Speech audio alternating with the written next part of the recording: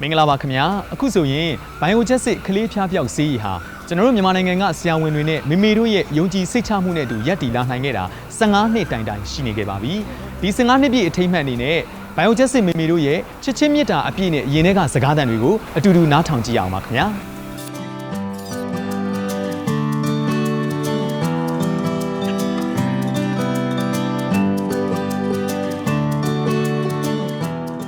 မင်္ဂလာပါခင်ဗျာမင်္ဂလာပါရှင်ဟုတ်ကဲ့ပါအခုလိုကျွန်တော်တို့ဘိုင်ယိုချက်စစ်ရဲ့15နှစ်ပြည့်ခရီးပေါ့နော်ဒီလိုအချိန်မှာအမှတ်တရပေါ့မေမေတို့နဲ့တွေ့ဆုံပြီးတော့စကားပြောခွင့်ရတာအများကြီးဝမ်းသာပါတယ်ခင်ဗျကျွန်မလည်းအများကြီးကျေးဇူးတင်တယ်ပျော်လဲပျော်ပါတယ်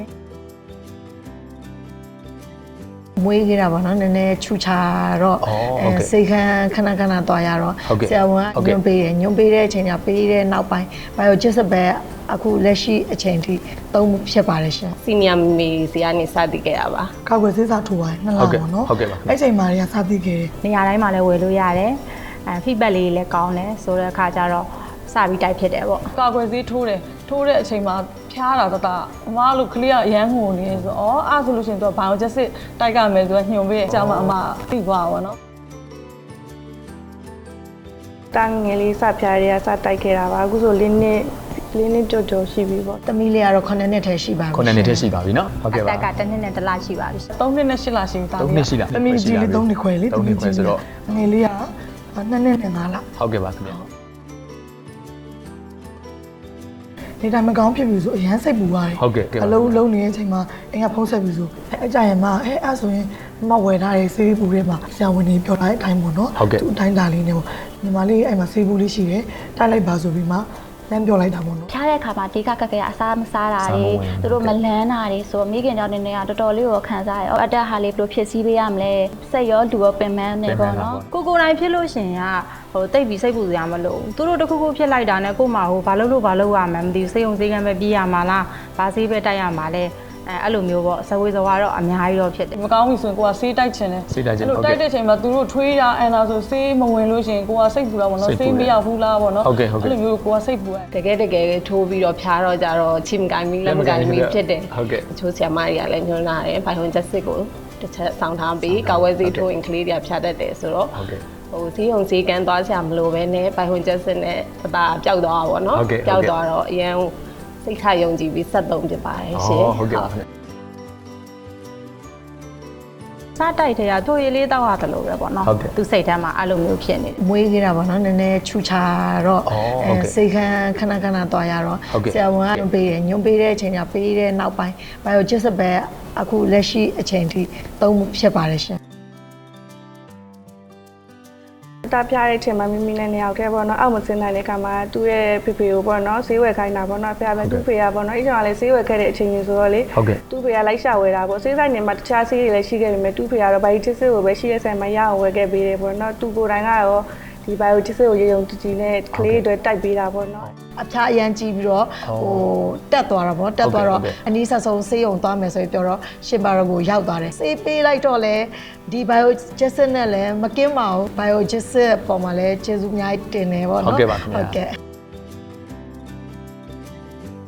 အဓိကကတော့ကျန်းမာနဲ့ကြီးစေချင်တာပါပဲဟုတ်ကဲ့ဟိုကျန်းမာရေးကောင်းမှသူကြိုက်တာသူလုပ်လို့ရမယ်သူဝါသနာပါလေးသူလုပ်လို့ရမယ်ဒါလေးကိုတော့ရည်ရွယ်ချက်ကတော့တရားဝင်ဖြစ်စေချင်တာပေါ့နော်နာမည်လေးကလည်းစောရွှေသိခိုင်လို့ပေးထားတော့လေဒေါက်တာလို့ရှိရတလိုက်ရင်ပို့ပြီးတော့လာမယ်နာမည်လေးဆိုပြီးတော့ပေးထားတာပါခေါ်လို့လည်းကောင်းတော့တာเนาะဒေါက်တာစောရွှေသိခိုင်ဒီကနံပါတ်1ကတော့ကျန်းမာဖို့ပဲသမီးလေးတွေကိုစဉ္ညာမာနဲ့ကြီးပြင်းစေခြင်းနဲ့ဟုတ်ကဲ့နောက်ထပ်တခြားရည်မှန်းချက်တွေဆိုရင်တော့အမအနုပညာဝါသနာပါတယ်ဟုတ်ကဲ့အခုတော့အနုပညာဝါသနာပါမယ်မဖြစ်ခဲ့ဘူးမဖြစ်ခဲ့ဘူးဟုတ်ကဲ့အဲ့တော့သမီးလေးတွေကြီးလာရင်တို့ဝါသနာပါခဲ့မယ်ဆိုရင်ပေါ့သမီးလေးတွေကိုဖြစ်စေခြင်းတယ်ပေါ့လိမ္မော်နဲ့စထရောဘယ်ရီနဲ့နှစ်ခုရှိတော့ကလေးတွေအကြရလဲအသီးနှံမှာလဲအဲ့ဒီနှစ်ခုပဲတော်တော်များများပေါ့အများဆုံးဖြစ်နေတာနော်ဖြစ်နေတယ်အဲ့ဒါသူတို့ကအဲ့ဒါလေးကိုရွေးချယ်ဖြစ်တော့ကလေးတွေနဲ့လဲတဲ့သွားမေမေတွေကလည်းရွေးချယ်ဖြစ်သွားတာပေါ့နော်ဘာလို့ဒီဆေးရဆိုရင်ကလေးတွေအစာအိမ်ကိုလည်းမထိခိုက်ဘူးအစာမရှိဘဲနဲ့လဲတိုက်လို့ရတဲ့ပါစီမောဆေးတွေမျိုးဖြစ်တယ်အမတို့ဆေးဆိုင်သွားတဲ့အခါမှာသူတို့ကဆေးတွေကိုအမျိုးမျိုးထုတ်ပြတယ်ပေါ့နော်ကလေးတွေဖျားတဲ့အခါမှာဘယ်လိုတိုက်လို့ရတယ်သူ့အသက်အရွယ်လိုက်ကိုထုတ်ပြပါတယ်ဒါပေမဲ့အဲ့ဒီမှာသူတို့ကညှိုးတာတော့ဒီ biotics ကတော့ကလေးတွေနဲ့ပို့အတင်းတော်ရပေါ့နော်ဒီကတော့ပိုပြီးကောင်းနေဆိုပြီးစိတ်ဆိုင်ညီမညှိုးတဲ့အတွက်ကြောင့်မို့ဒီ biotics ကိုရွေးချယ်ဖြစ်သွားတာပါရှင့် မိကြိုက်ဆုံးဘာရတာလဲ အငယ်ရောအကြီးရောသူတို့ကလေစတော်ဘယ်ရီရတာလေးပို့ကြိုက်တယ် လိမ္မော်ရတာလေးကြိုက်တယ် မမီလေးကငယ်ငယ်ကတည်းကဆေးဆိုရှာနဲ့ထုတ်တာအမြဲတမ်းအဲ့လိုမျိုးအကျင့်လေးရှိတော့ biological လေးတိုက်တိုက်ချာချာသွားအနက်လေးမွေးတော့ဗောနော်သမီးလေးဘယ်လိုပဲဖြစ်ဖြစ်ဝင်သွားတာဗောနော်ရှင်တတောက်စားမွေးတဲ့အချိန်မှာရန်ဟိုငိုခဲ့ရပါတော့မမေလည်းတစ်ချိန်တော့ဒီလိုပဲနာနာတီတင်နဲ့ကိုယ်မွေးခဲ့ရပါတော့ဒီရောက်ဖို့မလဲဘူးကလေးတွေထင်ရတဲ့ခါမှာလည်းမေကိုရန်ကျေးဇူးတင်တာပေါ့နော်ကလေးတယောက်ကိုပြုစုဆောင်ရှားတာတကယ်မလွယ်ဘူးသူတို့ဖျားနာတဲ့အခါကြလို့ရှိရင်လည်းဟိုဘာလုပ်ရမှန်းမသိအောင်ပတ်ဝန်းကျင်ကပြောထားဆိုတာရှိရဲဆိုပေမဲ့လည်းဟိုတကယ်ဖြစ်လာတော့ချင်းကိုင်မိလက်မကိုင်ဘူးဖြစ်တယ်ပေါ့နော်အဲဒါကြောင့်မလို့မင်းရဲ့မိခင်မြတ်တာကိုလည်းပို့ပြီးတော့ခံစားမိတယ်ပေါ့နော်မမေကတာသမီတွေအတွက်ကိုမရှိမဖြစ်ပေါ်နော်တာသမီတွေစိတ်ပိုင်းဆိုင်ရာရုပ်ပိုင်းဆိုင်ရာအရာအလုံးအတွက်မမေတယောက်ကအရန်ကိုအရေးကြီးပါတယ်ဟုတ်ကဲ့ပါခင်ဗျအမေပြဖို့ကမလွယ်ပါဘူးနော်အမေအားလုံးအချစ်ပါတယ်လို့လေးစားပါ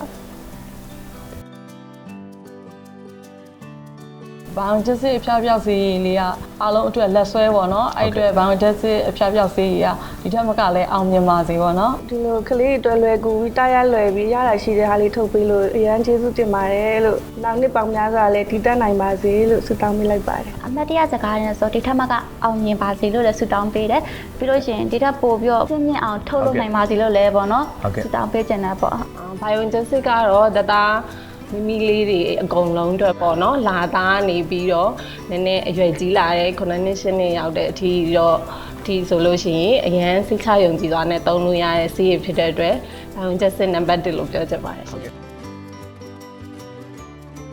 ဖျားမယ်မဖျားဆိုတာဘယ်သူမှမကင်းတော့ပြောလို့မရဘူးเนาะဟုတ်ကဲ့မကင်းတော့ biologic ကိုအမြဲဆောင်ထားပါလို့တော့မှာချင်ပါတယ် biologic ကိုရုံရုံကြည်ကြည်နဲ့အိမ်မှာတပူးလောက်တော့ဆောင်ထားပါလို့စိတ်ချမ်းသာပါစေလို့ရှင်ဖတ်မှာပြည့်စုံတဲ့စေးတက်လက်လည်းဖြစ်ပါတယ်အဲကြောင့်မို့လို့မိခင်နာရတော့ biologic ကိုပဲရွေးချယ်စေချင်ပါတယ်လို့ညွှန်ချင်ပါတယ်ရှင်အဲကြောင့်မို့လို့မြန်မာနိုင်ငံလုံးမှာရှိတဲ့မမေတို့ကတတမိမိလေးတွေအတွက် biologic ဆေးရည်ကိုစိတ်ချယုံကြည်စွာသုံးစွဲပြီးတော့ကျန်းမာပျော်ရွှင်စွာစောင့်ရှောက်နိုင်ကြပါစေလို့ဆုတောင်းပေးပါတယ်ရှင်ဘိုင်ယိုဂျက်စစ်ကလေးဖျားပြောက်ဆေးရည်ကို15နှစ်တိုင်